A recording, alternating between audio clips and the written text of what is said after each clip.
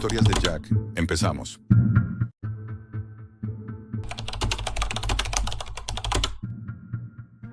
El sonido que nunca olvidaré no fue el del disparo, sino el crujido seco de mis propios huesos destrozados bajo una trampa. Necesito contar lo que me ocurrió hace unos meses. No para que me creáis, sino porque todavía no puedo dormir sin revivir cada segundo de aquella noche. Desde niño fui cazador. Empecé acompañando a mi padre en monterías. Aprendí a rastrear, a escuchar el monte, a olerlo incluso. La caza me daba una sensación de control, de poder. Y aunque muchos lo llamen barbarie, para mí era un modo de vida. Pero lo que empezó como una afición acabó arrastrándome a un lugar del que nunca debí salir con vida: la Deep Web. Una noche, buscando algo diferente, me encontré con un foro oculto. Se hacía llamar The Real Hunt. No era un foro público ni de cazadores legales. Era algo mucho más turbio.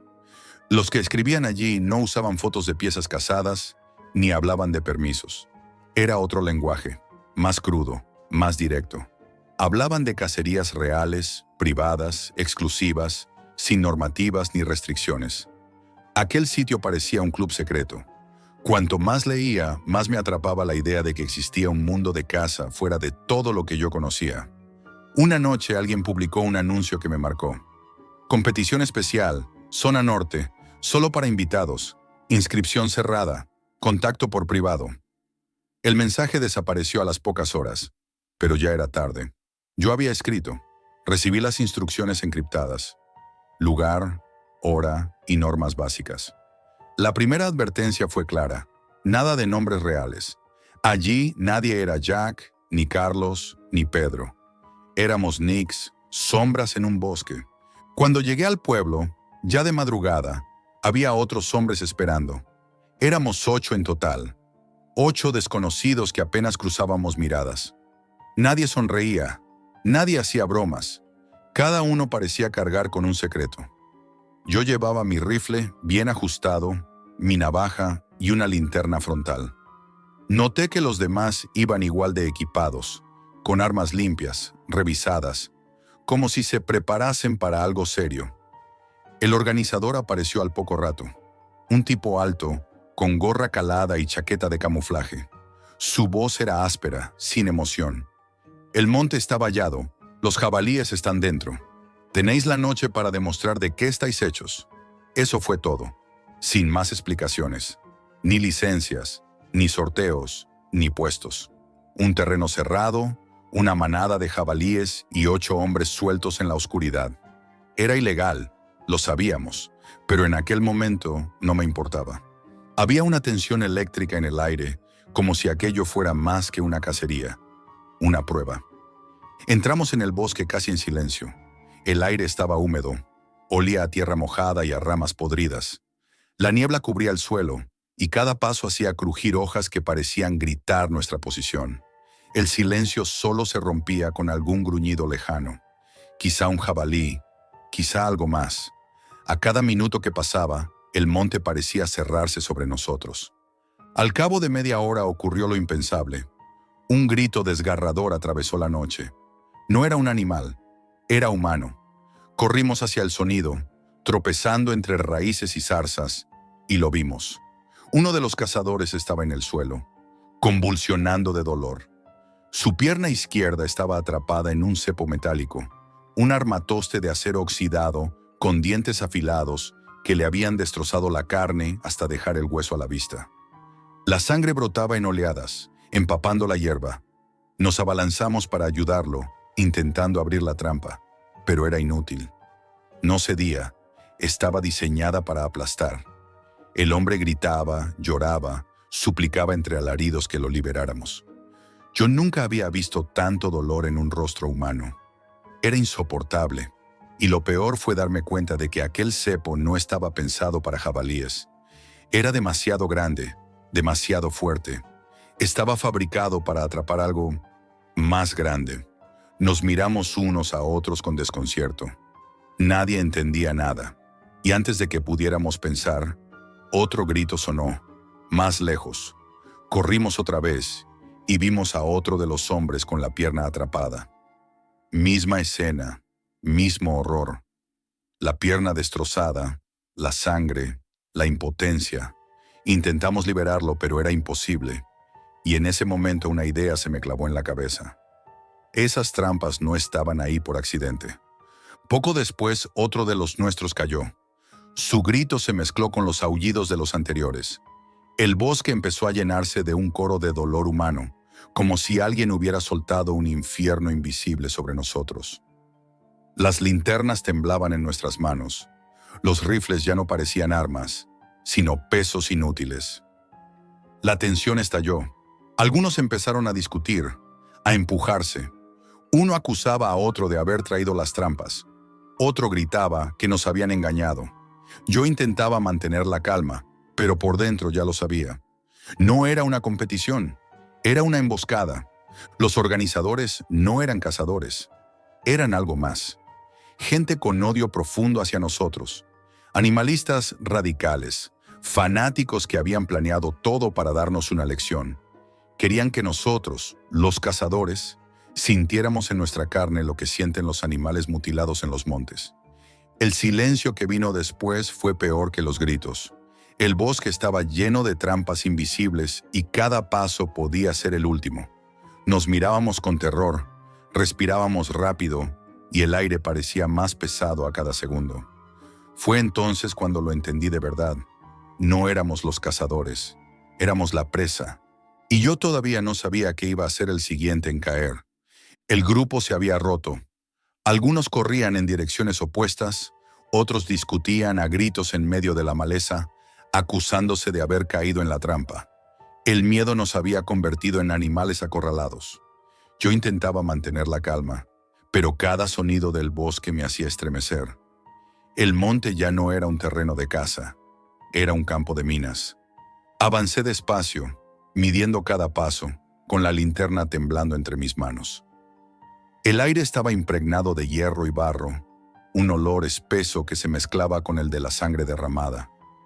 Los chillidos de los heridos aún resonaban, lejanos, apagándose poco a poco, como si el bosque los tragara.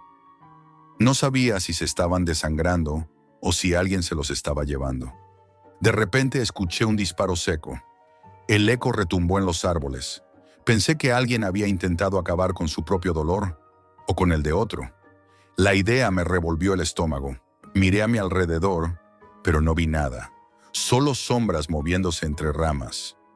Continué avanzando, con la respiración entrecortada. La linterna iluminó algo extraño. Una cuerda fina, casi invisible, tensada entre dos arbustos. Me agaché justo a tiempo. La seguí con la mirada y vi que estaba conectada a un mecanismo oxidado. Un resorte que sujetaba un gancho con cuchillas. Si hubiese seguido de frente, me habría abierto el abdomen en un segundo. Comprendí que no eran solo cepos. Habían colocado trampas de todo tipo. Cables de acero, pinchos ocultos bajo hojas, trampas colgantes. Era un terreno preparado minuciosamente para cazarnos. Cada rincón tenía un propósito. El corazón me golpeaba el pecho con tanta fuerza que apenas podía oír otra cosa. Me giré y en ese instante escuché un crujido tras de mí.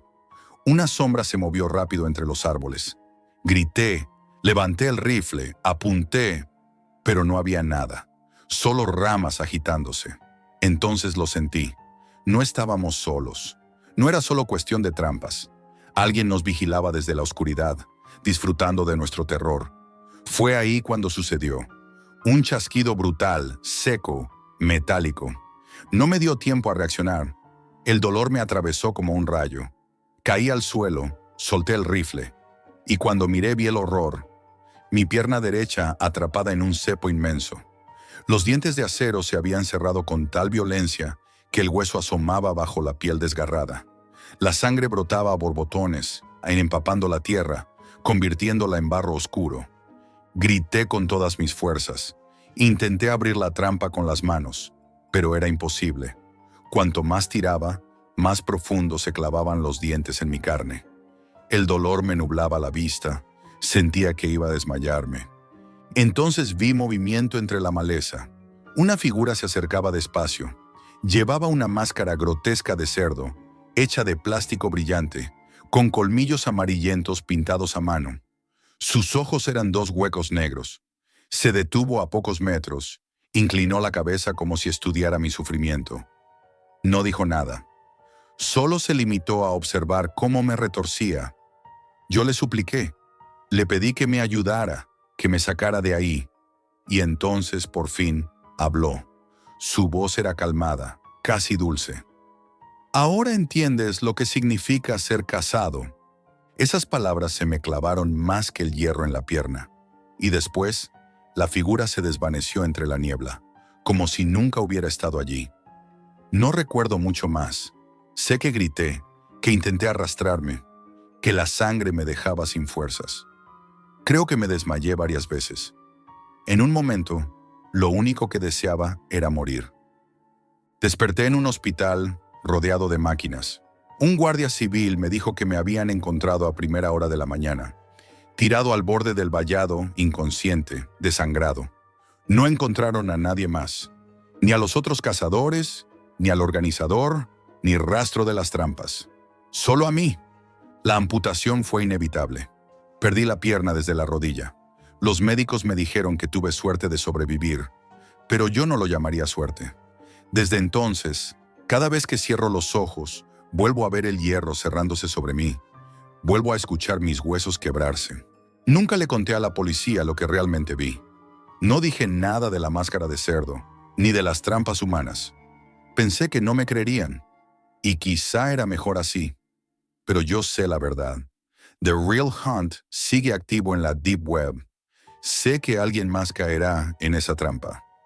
Cada día alguien nuevo entra buscando adrenalina, creyendo que va a cazar, pero no saben que, en realidad, se están ofreciendo como presa. Yo lo sé. Yo ya lo viví. Perdí mi pierna, perdí mi vida como la conocía. Y lo peor de todo es que a veces pienso que lo merecía. Si has llegado hasta aquí, ya conoces mi historia. Ahora dime, ¿te atreverías a entrar en The Real Hunt? Déjalo en los comentarios. Y si quieres más relatos como este, no olvides dejar tu like y suscribirte. Quizá así la próxima vez no seas tú la presa.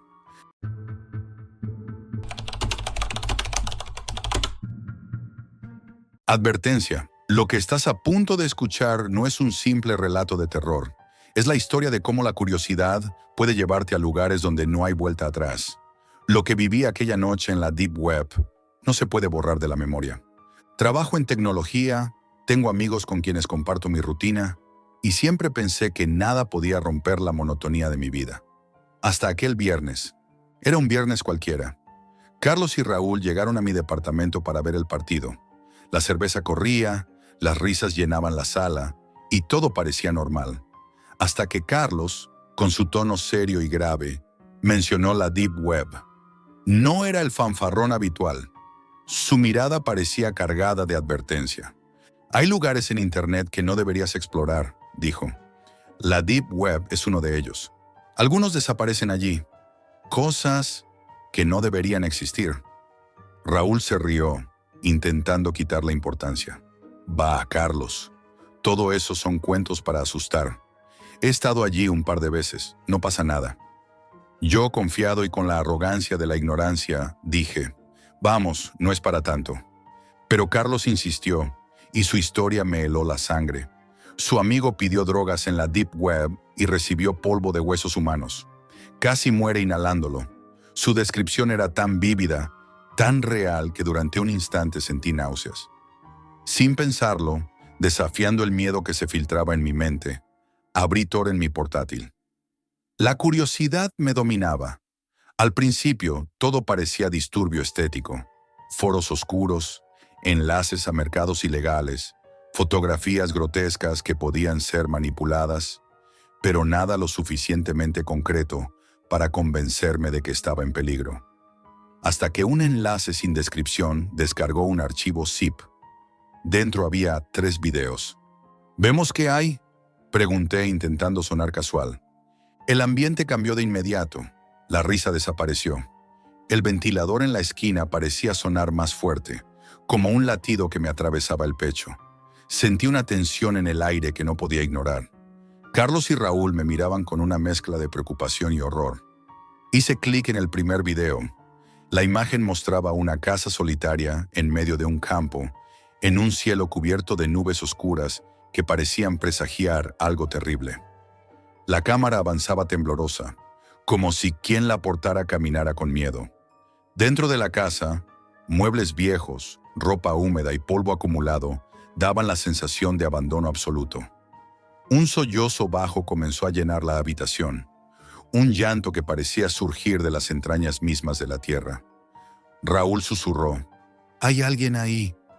Intenté racionalizarlo, pero incluso yo sentí un escalofrío recorrer mi espalda. Cada paso de la cámara resonaba en la habitación, como si el sonido vibrara más allá de la pantalla. El segundo video era peor. Mostraba un pasillo oscuro, estrecho y húmedo.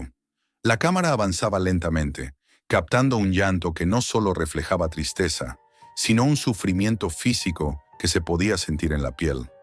Al final del pasillo, una puerta de madera se cerraba con un chirrido que me hizo contener la respiración. Cuando la cámara se acercó, vimos a un hombre mayor atado a una silla, con los ojos desorbitados por el terror. Una mujer, que más tarde supimos que se llamaba Ana, apareció de repente. Su rostro era inexpresivo, sus ojos vacíos y su sonrisa salvaje. En su mano brillaba el metal de una motosierra. Carlos vomitó. Raúl se quedó pálido, temblando, incapaz de apartar la vista. Yo no podía dejar de mirar. El horror se había vuelto demasiado real. Pensé que nada podía ser peor hasta que abrí el tercer video. La cámara no mostraba un escenario aislado, sino nuestro propio departamento. Sí, exactamente así. Alguien nos había estado grabando mientras veíamos los videos. Cada respiración, cada gesto, cada parpadeo estaba registrado.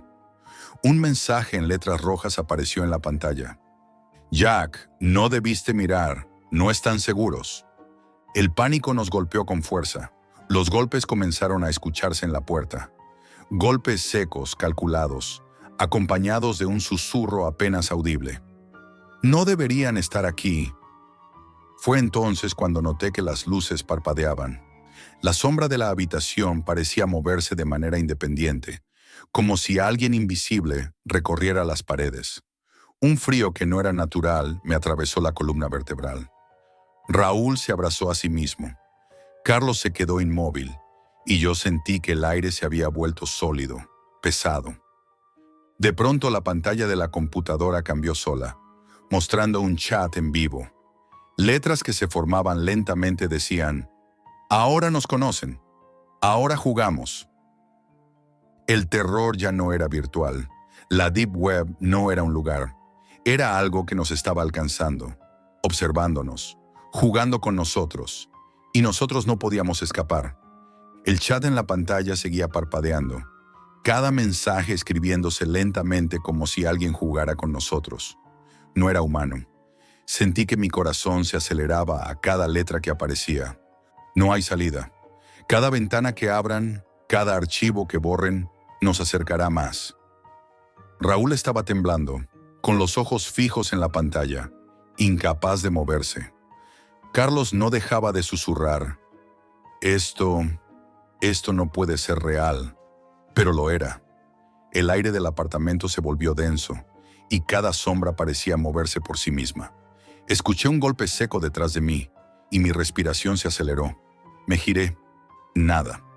Solo la puerta cerrada, pero algo en su madera parecía vibrar, como si algo la tocara desde el otro lado. Decidí revisar los archivos. Había más videos ocultos, esta vez no en el zip, sino incrustados en el sistema de la computadora, accesibles solo mediante enlaces que aparecían y desaparecían al azar.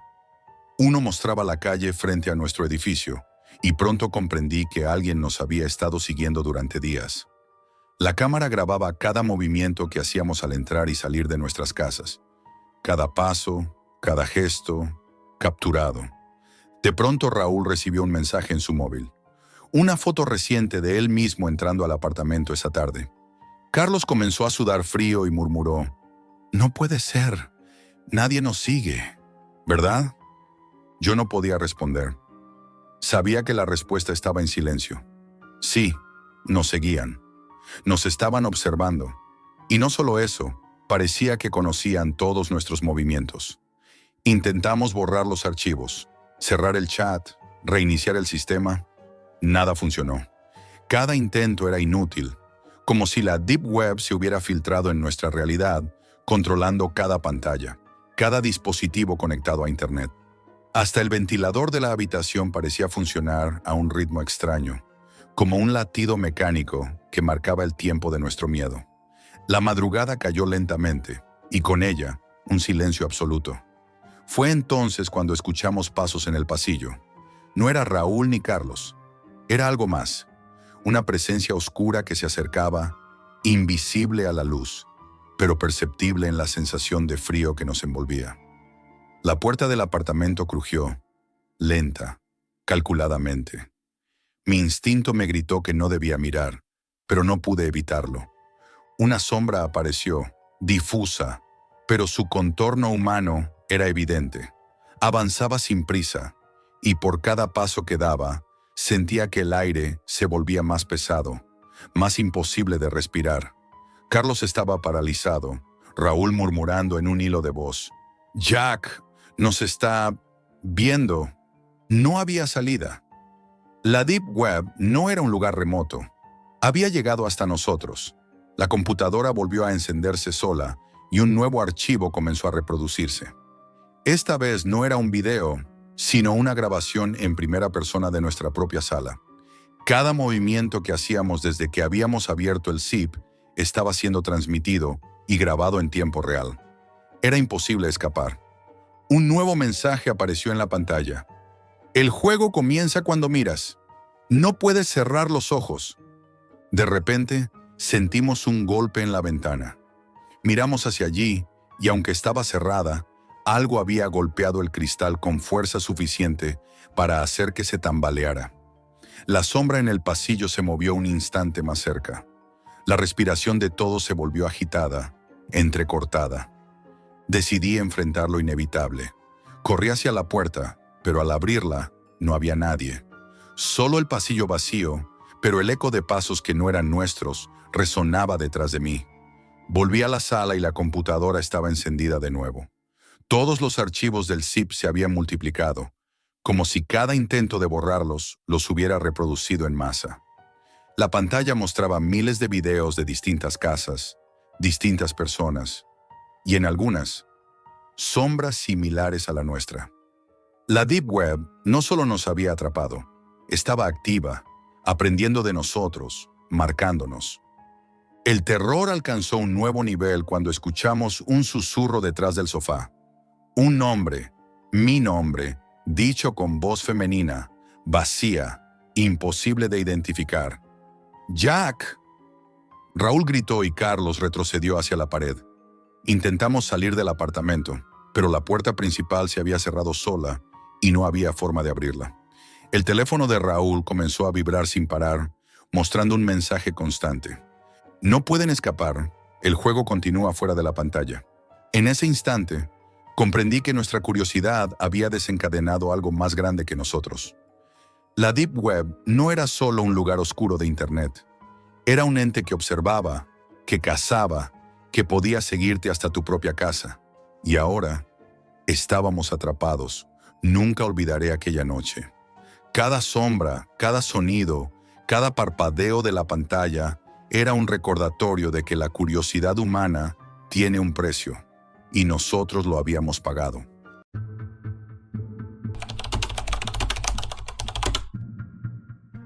Todo empezó con un dolor en mi brazo derecho.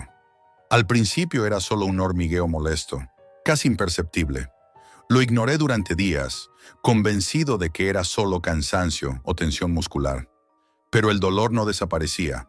Al contrario, se intensificaba por la noche, como si alguien estuviera apretando y liberando mi brazo lentamente mientras dormía. Cada movimiento era una punzada, un recordatorio constante de que algo estaba mal. Fui a médicos, consultas, radiografías, analíticas. Todo parecía normal. Me decían que era estrés, que debía relajarme, que mi cuerpo exageraba. Pero yo lo sentía. Sabía que no era imaginación. Sabía que algo se movía dentro de mí, algo que nadie podía ver ni tocar. La desesperación empezó a crecer y con ella, un miedo silencioso que no me dejaba dormir. Fue entonces cuando, por pura curiosidad mezclada con desesperación, empecé a investigar en Internet. No los sitios habituales, sino aquellos escondidos entre enlaces y foros que desaparecían si intentabas buscarlos en Google. Ahí encontré un hilo que prometía soluciones médicas privadas, diagnósticos precisos y tratamientos que los hospitales no se atreven a ofrecer. La primera vez que lo leí, sentí escalofríos. Sabía que era peligroso, que probablemente fuera una estafa, pero el dolor era demasiado intenso y la idea de una solución, aunque remota, era irresistible. Contacté a un tal doctor, Hallström. No había videollamadas ni llamadas telefónicas, solo un chat encriptado. La primera vez que me respondió, sus palabras eran frías, calculadas, pero había algo en ellas que transmitía autoridad. Me pedía fotos de mi brazo, descripciones de cada síntoma, incluso detalles de mi dieta y hábitos diarios. Era incómodo, invasivo, pero sentí que si me detenía ahora, el dolor nunca desaparecería. En menos de un día, me envió un diagnóstico. Me explicó que tenía un tumor extraño, extremadamente raro, que necesitaba un procedimiento muy específico que los hospitales convencionales no podían realizar correctamente. No me ofreció una cita ni una receta. Me ofreció instrucciones para actuar yo mismo. Me detalló cómo preparar ciertos líquidos, cómo aplicar pequeñas inyecciones y cómo manipular mi brazo de manera precisa. Cada palabra estaba escrita con un cuidado clínico que me impresionó y aterrorizó al mismo tiempo. Al principio dudé. Intenté convencerme de que era imposible, que era un fraude, que lo que él decía no podía ser real. Pero el dolor era insoportable y las noches se volvían interminables. Cada punzada me recordaba que tenía que actuar. Finalmente, decidí seguir sus instrucciones. Aquella primera noche fue horrible. Preparé las sustancias que me indicó, siguiendo sus indicaciones al pie de la letra.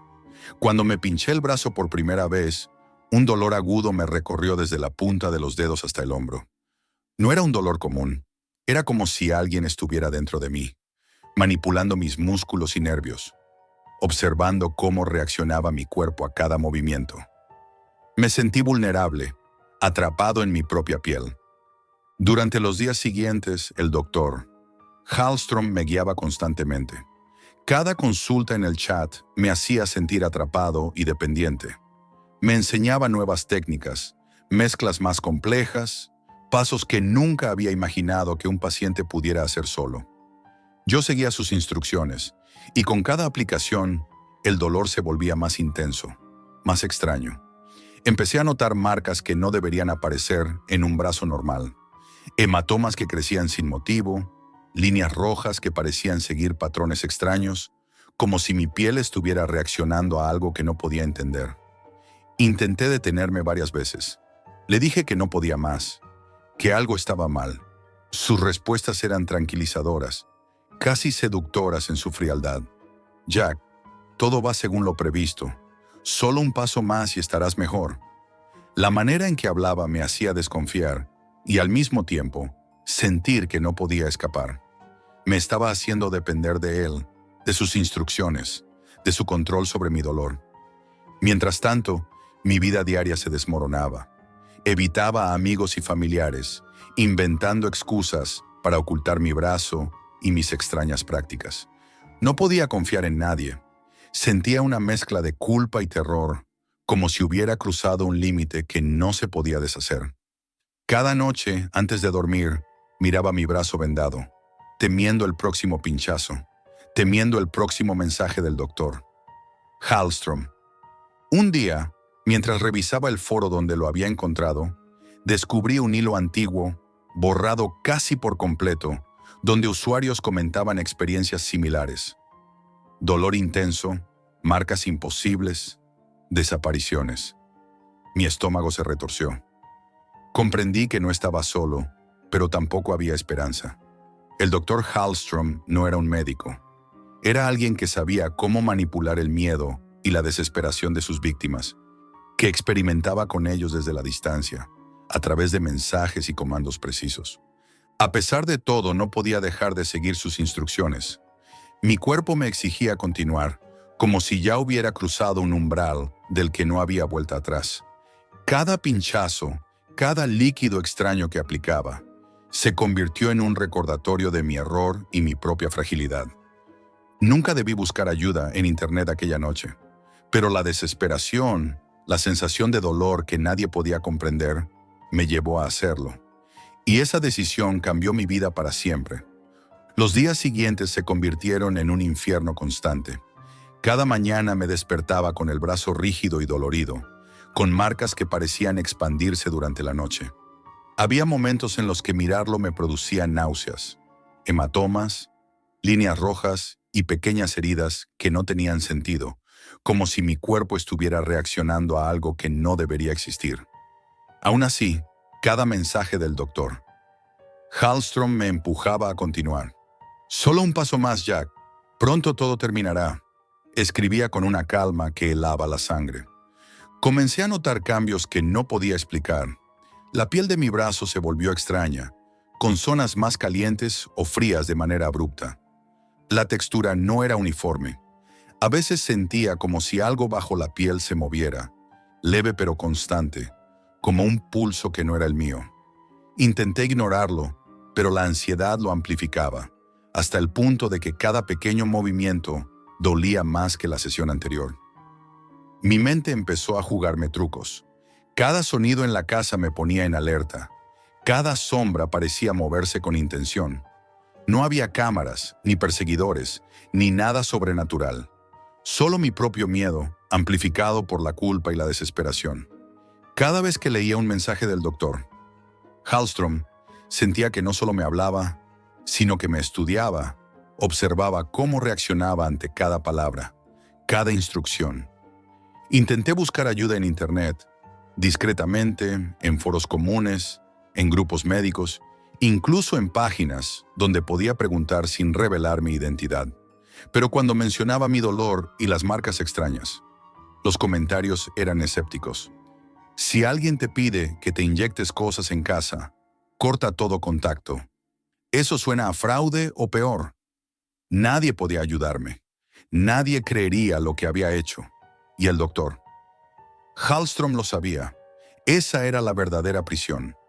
No el dolor físico, sino la sensación de aislamiento total. Un día, después de seguir sus instrucciones, noté que mi brazo había cambiado más que nunca. Pequeños puntos negros aparecían en la piel, rodeados de inflamación. Me asusté tanto que casi no podía respirar.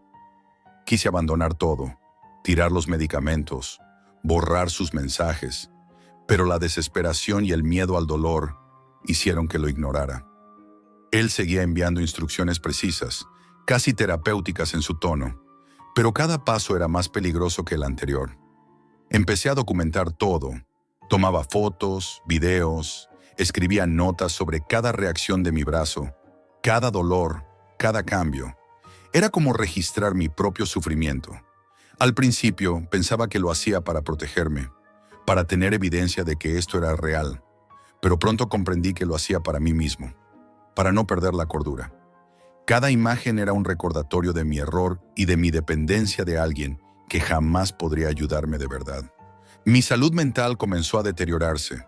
Me despertaba varias veces por la noche, sudando, con el brazo adolorido, temiendo el próximo mensaje. Soñaba con las instrucciones del doctor Hallström, con las agujas, con los líquidos y los hematomas. No eran sueños, eran recuerdos que mi mente mezclaba con imaginaciones, haciendo que la línea entre lo que era real y lo que era miedo se desdibujara. Una tarde, mientras revisaba antiguos hilos del foro donde lo encontré, descubrí testimonios de personas que habían seguido a otros doctores similares. Historias de brazos deformados, infecciones que nadie pudo curar y desaparecidos que nadie volvió a ver. Comprendí entonces que no solo estaba en peligro físico, sino atrapado en un ciclo del que nadie escapaba fácilmente. Cada pinchazo, cada mezcla que preparaba, cada instrucción que seguía, era un paso más hacia un punto sin retorno. Llegó un momento en que la inflamación y el dolor eran insoportables. Miraba mi brazo y casi no podía reconocerlo. La piel estaba grisácea en algunas zonas, con pequeñas úlceras que parecían crecer desde dentro. Intenté gritar, pero no había nadie. Llamar a un hospital habría significado admitir todo lo que había hecho, y eso era impensable. Estaba atrapado, víctima de mi propia desesperación. Finalmente decidí detenerme. Tiré los medicamentos, eliminé todas sus cuentas, cambié todas mis contraseñas. Esperaba que eso fuera suficiente, que mi brazo sanara por sí solo. Pero el miedo permaneció. Cada pequeño pinchazo de dolor, cada leve cambio en la piel, me recordaba que había abierto una puerta que no podía cerrar, que los doctores falsos no buscan curar, sino experimentar, observar y prolongar el terror. Y aquí estoy, contándolo. No para que me crean, sino para advertir. Porque sé que hay otros que, como yo, podrían buscar soluciones donde no deberían existir. En la Deep Web, los doctores no curan, experimentan. Y algunas experiencias dejan marcas que nunca desaparecen, físicas y mentales. Nunca debí buscar ayuda en Internet aquella noche. Y tú tampoco deberías.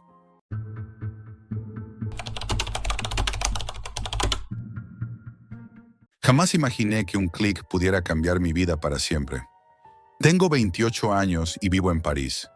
Trabajo como programador freelance, lo que significa que paso la mayor parte de mis días frente a pantallas, encerrado en la rutina y el silencio de mi apartamento.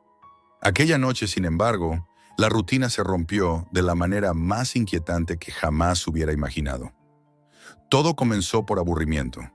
Una tarde lluviosa, después de terminar un proyecto que me dejó exhausto, decidí explorar la Deep Web. No buscaba nada en particular, solo historias raras, vídeos extraños, algo que me hiciera sentir vivo frente a la monotonía diaria. Lo que encontré superó cualquier expectativa. Era un enlace extraño, sin publicidad ni foros asociados, titulado simplemente Directos Gore. No había descripciones ni comentarios, solo un botón que decía entrar. La primera vez dudé, respiré hondo, cerré la ventana y me alejé del ordenador. Pero algo me empujó a volver. La curiosidad es más fuerte de lo que uno quiere admitir. Al hacer clic, apareció un vídeo en directo. La calidad era sorprendentemente buena, casi profesional. La cámara estaba fija en una habitación pequeña, mal iluminada, con paredes grises y manchas que preferí no identificar. Al principio no distinguí nada, solo sombras y movimientos vagos. Pero luego entendí, alguien estaba preparando algo. Cada movimiento era calculado, meticuloso, como si siguiera un guión invisible que solo él conocía. No podía apartar la vista. Mi corazón latía con fuerza, y aunque todo en mí gritaba que cerrara la página, no podía. La pantalla me atrapaba, como si quisiera que fuese testigo de lo que estaba a punto de ocurrir. En los días siguientes me convertí en un espectador habitual. Cada directo era diferente, pero todos compartían el mismo horror. Personas reales, sufriendo, delante de la cámara. La Deep Web era un pozo sin fondo, y yo había caído dentro. No había fantasmas, ni persecuciones, ni cámaras ocultas. Solo la fría y brutal realidad de lo que algunos podían hacer cuando nadie los veía. Comencé a notar patrones. Algunos transmisores tenían un estilo rápido, casi como si estuvieran editando en tiempo real, mientras que otros prolongaban el sufrimiento, filmando cada gesto, cada expresión de terror. Aprendí a distinguir los directos improvisados de los que parecían planificados, y a medida que lo hacía, sentía una mezcla de fascinación y repulsión que me consumía lentamente. Mi curiosidad se había transformado en una obsesión que no podía controlar. Una noche, mientras exploraba enlaces nuevos, encontré un directo diferente. La habitación estaba más oscura que de costumbre, apenas iluminada por una bombilla parpadeante. Escuché sonidos que antes no había notado. Respiraciones entrecortadas, golpes suaves, pasos que se acercaban y se alejaban. Era como si la cámara captara cada detalle de manera deliberada, como si alguien estuviera observando no solo a la víctima, sino también a mí, el espectador. Sentí un escalofrío recorrer mi espalda. Comencé a documentar mentalmente cada detalle. La forma en que la víctima se movía, cómo trataba de protegerse, cómo cada sonido se mezclaba con la tensión en la habitación. En un momento, escuché un susurro que no entendí del todo, pero que me hizo estremecer. No era un sonido del vídeo, era algo en mi mente, algo que parecía recordarme que yo también era parte de aquello, aunque solo estuviera mirando. Esa noche no pude dormir. Cerré los ojos y solo veía las sombras de la habitación, los movimientos lentos y calculados, el terror en los gestos que había grabado en mi memoria. Los días siguientes me volví más meticuloso. Revisaba enlaces nuevos, buscaba directos menos conocidos, más oscuros.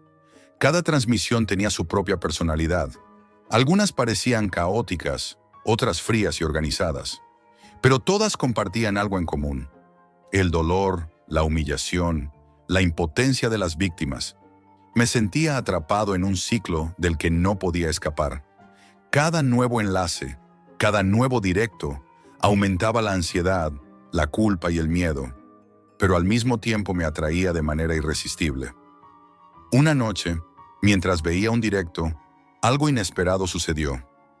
La cámara se movió ligeramente, como si alguien la hubiera ajustado para enfocarme a mí, el espectador. Fue un instante tan breve que dudé si lo había imaginado, pero no podía ignorarlo. Sentí una conexión directa, perturbadora, como si la persona detrás de la cámara supiera que yo estaba allí. El miedo que sentí esa noche no se parecía a nada que hubiera experimentado antes.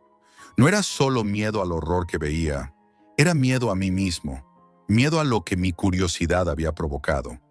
Comencé a notar que mi vida fuera de la pantalla empezaba a cambiar.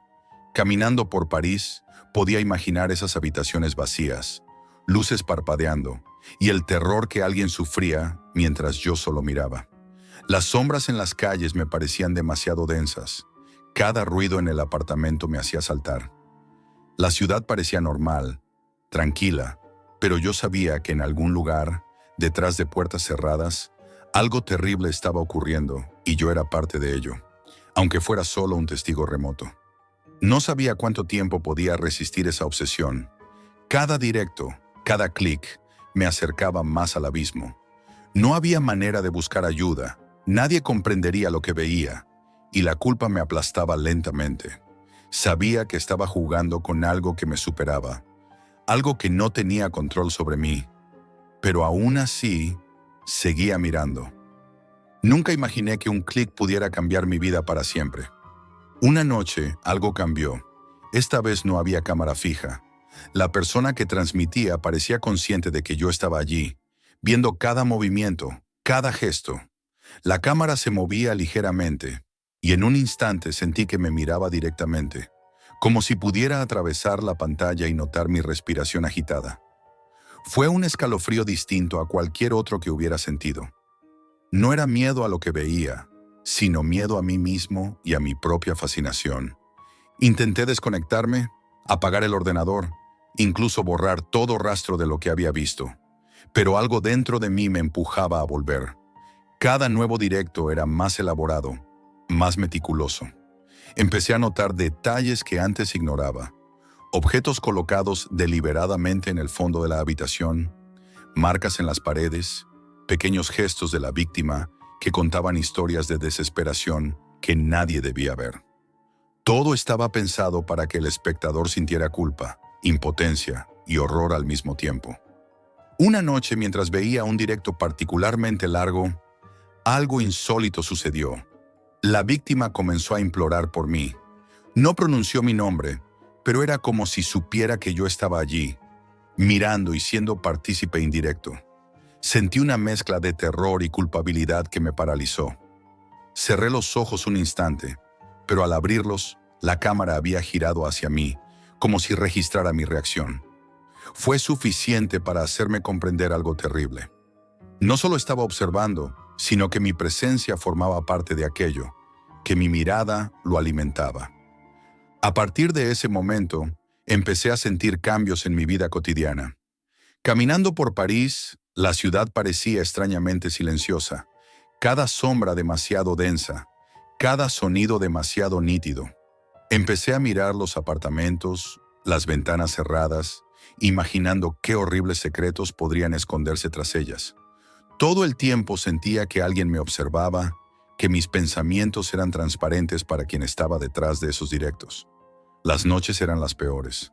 Cerraba los ojos y volvía a ver las habitaciones, la luz parpadeante, los movimientos lentos de las víctimas, los gestos desesperados pidiéndome ayuda. Intenté buscar respuestas, seguir pistas, pero la Deep Web es un laberinto sin mapa. Cada enlace que abría me llevaba a nuevos horrores, nuevos detalles de sufrimiento que no podía ignorar. Había transmisores que mostraban escenas caóticas, otras perfectamente organizadas, siempre diferentes, siempre perturbadoras.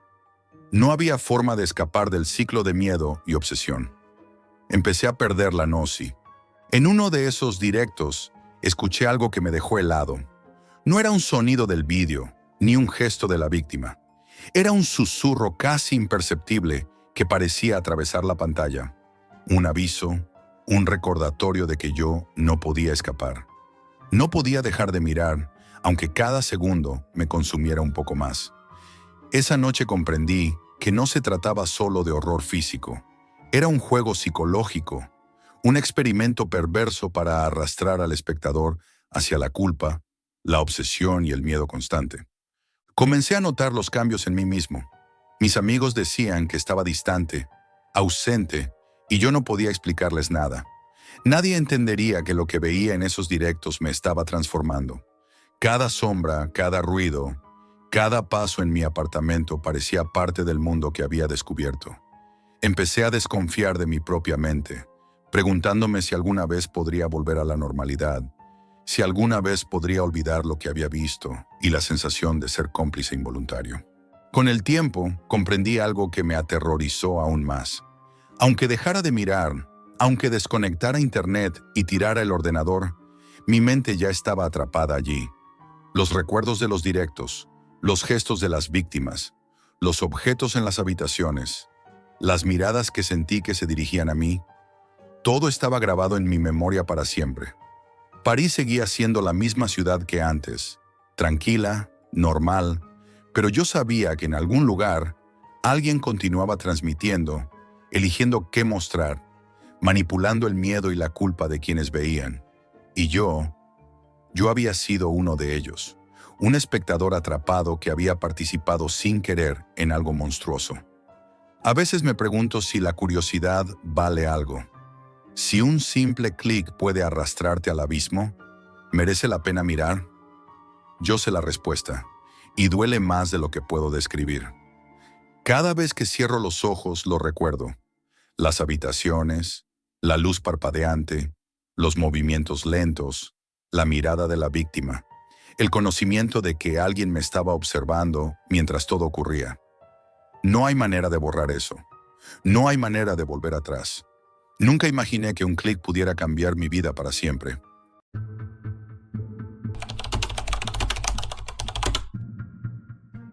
El sonido de mis propios gritos pudiera sonar tan vacío. Me desperté con la cabeza latiéndome a golpes, encadenado a un tubo de hierro frío en una habitación sin ventanas. La luz de una bombilla parpadeante iluminaba un espacio pequeño y sucio, y el aire estaba cargado de un olor a humedad, mezclado con algo químico que no podía identificar. No sabía cómo había llegado allí, ni siquiera podía recordar la última vez que estuve seguro. Todo lo que sentía era miedo, un miedo que calaba hasta los huesos. A mi alrededor, otros hombres permanecían en silencio, cabizbajos, con ojos apagados y cuerpos temblorosos. Sus rostros eran máscaras de resignación y horror. Al principio pensé que estaban dormidos, pero pronto escuché sus respiraciones entrecortadas, susurros temblorosos que se mezclaban con el goteo constante de agua desde algún rincón. Entonces entró un hombre con máscara de tela que cubría su rostro por completo. Su olor a tabaco rancio y aceite barato llenó la habitación, y su voz, baja y firme, cortó el silencio como un cuchillo. «Bienvenido. Aquí eres útil. Aquí trabajas o no trabajas». No entendí al principio, hasta que vi las pantallas en la pared, computadoras conectadas a la Deep Web, con nombres que nunca olvidaré. Nos obligaron a memorizar guiones de llamadas, a fingir empatía, a mentir con precisión. Si fallabas, las consecuencias eran inmediatas. Cada error era castigado con golpes, humillaciones o largos periodos sin comida ni agua. Algunos hombres no sobrevivían al miedo prolongado. Otros se rendían antes de ser golpeados, asumiendo la obediencia como única salida. Los primeros días fueron un caos de sensaciones que no podía ordenar. El hambre se mezclaba con el cansancio extremo y la ansiedad. Aprendí rápido que la red criminal no quería solo dinero. Quería control absoluto, miedo puro. No necesitaban cámaras ni vigilancia constante. Su manera de hablarnos, de mirarnos y corregirnos era suficiente para mantenernos en estado de alerta permanente. Cada gesto, cada orden, cada silencio estaba calculado para destruir nuestra voluntad. Recuerdo cuando uno de los hombres, un joven con los ojos inyectados en sangre, trató de resistirse a una orden. Lo arrastraron hasta una esquina y comenzaron a golpearlo mientras nos obligaban a mirar. Su rostro cambió, se transformó en una máscara de desesperación y dolor, y su grito se mezcló con el mío, aunque yo no podía emitir sonido. Fue en ese momento cuando comprendí que la red criminal no necesitaba amenazar con la muerte para ejercer poder. El terror diario era suficiente para quebrarte por dentro. Con el tiempo, empecé a notar patrones en su forma de actuar. Cada castigo era un mensaje para todos. Si uno fallaba, todos pagábamos. Aprendí a desconfiar incluso de los que lloraban en silencio. En ese lugar, la solidaridad era un lujo peligroso. Cada error podía costarte la vida, y cada error de otro podía arrastrarte contigo. Nos obligaban a ser cómplices, a mirar cómo se destruían unos a otros, y a sonreír mientras hacíamos llamadas que arruinaban la vida de otras personas. Las noches eran peores que los golpes. Dormir era un riesgo, porque los gritos o el sonido de cadenas moviéndose podían aparecer de repente. Escuchaba a los hombres llorar y suplicar en la oscuridad, mientras yo intentaba aferrarme a algún recuerdo de libertad que no lograba sostener. A veces, alguien desaparecía sin aviso. Otros simplemente caían en un silencio absoluto, ojos vacíos, como si la vida los hubiera abandonado sin decir adiós. Aprendí a anticiparme a los castigos, a obedecer sin pensar, a moverme en el espacio reducido sin tropezar ni llamar la atención. Cada día mi mente se volvía más ágil para calcular riesgos, pero también más débil ante el horror constante. En esos momentos empecé a conocer mejor a los otros secuestrados. Algunos se aferraban a recuerdos de familia, a fotografías escondidas en sus ropas. Otros intentaban mantener conversaciones en susurros, pequeñas burbujas de humanidad que nos hacían sentir vivos, aunque fuera por un instante. Yo apenas podía hablar, apenas podía mantener. El primer día que nos obligaron a realizar llamadas, entendí la verdadera naturaleza del horror. No era solo físico ni psicológico, era moral. Teníamos que mentir, manipular y destruir vidas desde una oficina sucia y sin ventanas, bajo la amenaza constante de sufrir nosotros mismos la misma violencia si fallábamos. Sentí asco de mí mismo, vergüenza y miedo, un miedo tan intenso que hacía que cada músculo de mi cuerpo estuviera tenso incluso mientras intentaba sonreír frente a la pantalla. Todo en aquel lugar estaba diseñado para anularte. Desde el aire cargado hasta los ruidos de goteo, cada pequeño detalle se sumaba a un ambiente de desesperación absoluta. Aprendí a sobrevivir mirando las pequeñas señales de los secuestradores, interpretando sus gestos y anticipándome a sus órdenes. Aprendí que aquí no había héroes, ni rescates, ni milagros. Solo había obediencia, miedo y la lenta destrucción de tu propia identidad. Las llamadas se convirtieron en una rutina insoportable. Cada día comenzaba antes del amanecer y terminaba mucho después de que la oscuridad envolviera el mundo exterior. Aunque allí nunca veía el sol. Nos obligaban a fingir emociones que no sentíamos, a sonreír, a consolarnos unos a otros en la mentira para convencer a personas que jamás conoceríamos de que nuestras historias eran reales. Cada mentira se sentía como una cuchillada, y cada persona estafada era una herida en mi conciencia. Aprendí a dividir mi mente. Una parte obedecía, la otra intentaba sobrevivir. Hubo noches en que, después de jornadas interminables, nos obligaban a realizar trabajos extra, revisando llamadas grabadas, memorizando nuevas estrategias y estudiando perfiles de víctimas potenciales. Lee, el joven que había conocido desde el principio, y yo nos mirábamos con resignación, sabiendo que cada nuevo guión era un recordatorio de que no éramos más que instrumentos. A veces llorábamos en silencio, en los pocos momentos que nos dejaban estar solos, y esas lágrimas eran nuestras únicas válvulas de escape. Un día, un hombre mayor que llevaba semanas encadenado junto a mí decidió no cumplir con las instrucciones. Solo dijo una palabra de protesta antes de ser arrastrado a un rincón. Nos obligaron a mirar cómo lo golpeaban hasta dejarlo inconsciente, y luego lo arrastraron fuera de la sala. Nadie habló durante horas. Solo el eco de sus gritos se quedó resonando en nuestra mente. Comprendí que la red criminal no necesitaba amenazar con muerte explícita. El miedo constante y el castigo eran suficientes para moldearnos, para enseñarnos a obedecer sin cuestionar. El tiempo se volvió un concepto difuso. Los días se repetían, cada uno igual que el anterior. Llamadas, gritos, amenazas, más llamadas. Sin embargo, comenzaron a aparecer grietas en la rutina. Algunos hombres empezaron a enfermar, otros a perder la noción de la realidad. Había quienes hablaban solos, susurrando nombres que nadie reconocía, o miraban fijamente las paredes, como si esperaran ver algo que les devolviera la esperanza. La desesperación se extendía como un virus invisible, y yo sentía que mi propia mente empezaba a fragmentarse. Una noche, mientras hacía llamadas, escuché a alguien llorar desde la sala contigua. Era un hombre que llevaba meses allí y que hasta entonces había permanecido en silencio. Sus sollozos eran un recordatorio brutal de lo que éramos. Personas robadas de nuestra vida, obligadas a destrozar otras vidas para sobrevivir. Lee y yo nos miramos, sin poder decir nada, sabiendo que cualquier gesto de solidaridad podía costarnos caro.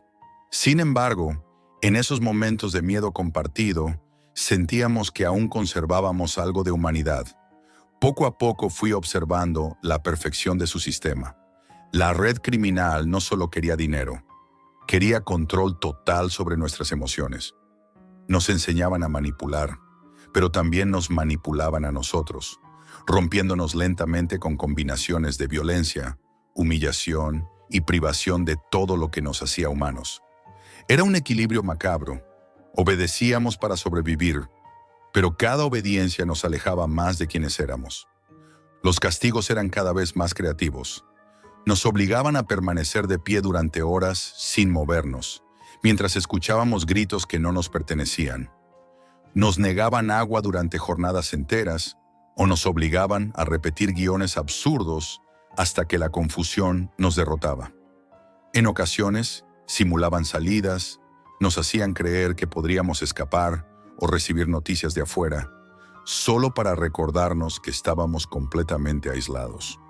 Aprendí a contar las horas mediante los patrones de los gritos, las pausas en las órdenes y el parpadeo de la luz. Cada pequeño detalle se convirtió en una señal de supervivencia. Lee y yo compartíamos miradas que decían lo que no podíamos expresar con palabras. Miedo, cansancio y la necesidad desesperada de no perder la cordura. Con el tiempo, comprendí algo aún más aterrador. El horror no estaba solo en los golpes ni en las amenazas. Estaba en la rutina misma, en la manera en que nos transformaban en autómatas, en cómo el miedo se volvía parte de nuestra identidad. Nos enseñaban a obedecer sin cadenas físicas, solo con terror psicológico. Aprendí que podía perderme en mi propia mente mientras cumplía órdenes, y que incluso sobrevivir significaba abandonar parte de mi humanidad. Ahora escribo estas palabras en un trozo de papel que escondí. No sé si alguien las leerá, ni si alguien entenderá lo que significa vivir atrapado en la red oscura, obligando y siendo obligado a la vez. No hay monstruos, no hay fantasmas, solo personas capaces de desaparecer a otras personas, una llamada tras otra, mientras el mundo afuera sigue ajeno, cómodo, confiado. Y eso, creo, es lo más aterrador de todo, que no haya final, Solo supervivencia y miedo constante. Esto es todo por hoy, amigos, y recuerden, la realidad siempre supera a la ficción.